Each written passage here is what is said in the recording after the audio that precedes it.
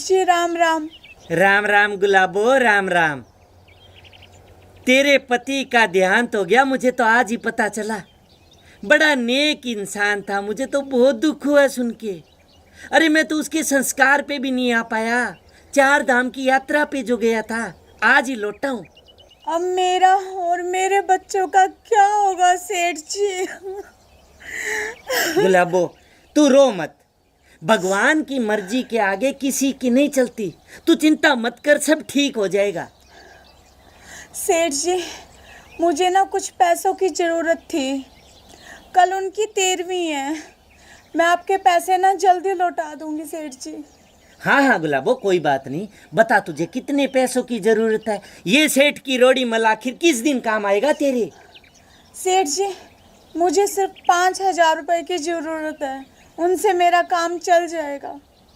गुलाबो, 5,000 रुपए नहीं, मैं तुझे 10,000 रुपए दूंगा।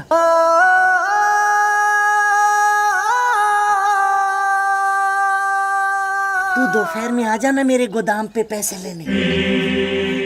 ये क्या बदतमीजी है सेठ जी? अरे गुलाबो, गुस्सा क्यों हो रही है? पैसे नहीं चाहिए क्या तुझे? अरे थूकती हूँ मैं तेरे पैसों पे। मेरा पति मरा है, मेरा जमीर नहीं। मेरे घर से निकल जा। गुलाबो, एक बार फिर सोच ले। मैं आदमी बड़े काम का हूँ। मैं कहती हूँ मेरे घर से निकल जाओ, वरना धक्के मार कर ना तुझे अपने घर से बाहर निकालूंगी।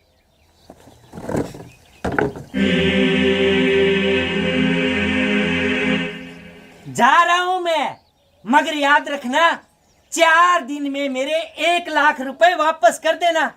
तेरे पति ने 1 साल पहले मुझसे ब्याज पे लिए थे। उसका अंगूठा लगाए मेरी बही पे। समझ लेना तू, अगर तूने 4 दिन में मेरे 1 लाख रुपए नहीं लौटाए तो तेरा ये मकान गिरवी रख के नीलाम कर दूंगा, नीलाम। हाँ, मुझे सेठ किरोड़ी मल ऐसे ही नहीं कहते।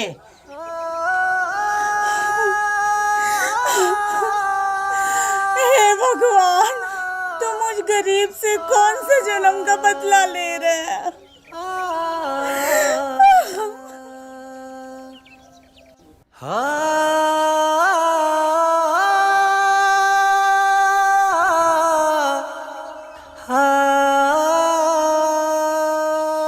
ओ मैडम जी, गुलाबो का मकान यही है क्या? हाँ जी, यही है, आ जाइए।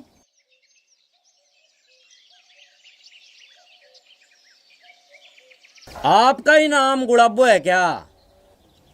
हाँ जी, मेरा नाम ही गुलाबो है जी। थाने में फोन तुमने ही किया था ना? हाँ हवलदार जी, मैंने ही फ़ोन किया था आपको। तो बता फिर क्या प्रॉब्लम होगी जो तूने थाने में फोन कर दिया? हवलदार जी, मेरे पति अब इस दुनिया में नहीं रहे।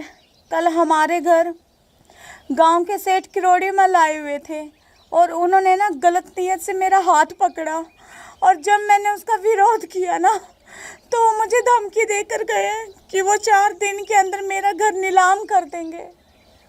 वो तेरा मकान नीलाम क्यों कर देगा भाई? क्योंकि सेठ कह रहा था कि मेरे पति ने ना उनसे कुछ पैसे उधार लिए हैं। मगर हवलदार साहब, वो झूठ बोल रहे हैं, क्योंकि मेरे पति मुझसे कोई भी बात नहीं छुपाते। अगर वो उनसे पैसे उधार लेते तो वो मुझे ज़रूर बताते इस बारे में। अरे गुलाबो, तू चिंता मत कर। उस सेठ को तो मैं छठी का दूध याद करवा के रहूंगा।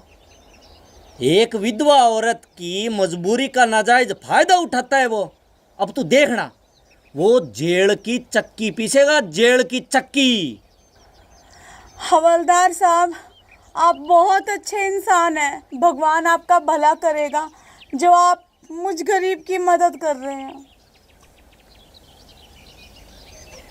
अरे तू ये क्या बोल रही है? ये तो मेरा फर्ज बनता है।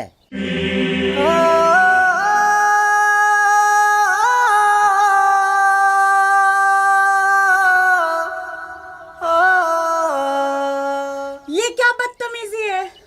अरे बदतमीजी नहीं है, ये प्यार है, प्यार जो मुझे तुझसे हो गया है। अब इसमें उस बेचारे सेठ की क्या गलती? तू चीज ही ऐसी है। तुझसे तो किसी को प्यार हो जाए। चल अब आजा मेरी बाहों में।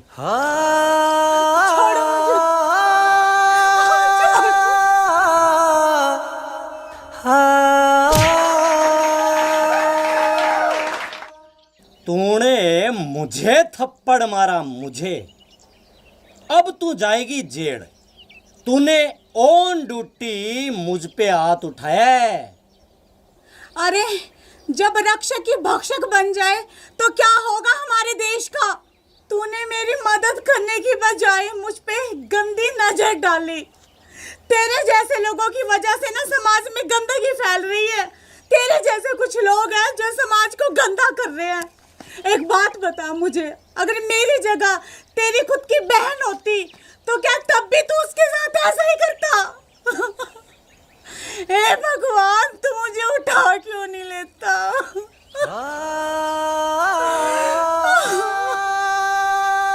बहन मुझे माफ कर दे, मैं बहुत बड़ी गलती करने जा रहा था। मुझे माफ कर दे बहन, मुझे माफ कर दे।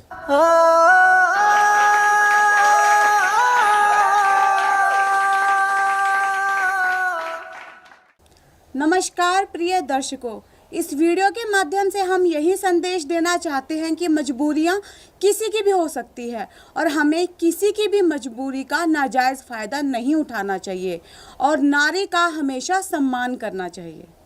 और अगर आपको हमारा वीडियो पसंद आए तो लाइक कीजिए, कमेंट कीजिए, शेयर कीजिए और हमारे चैनल को सब्सक्राइब करना ना भूलें।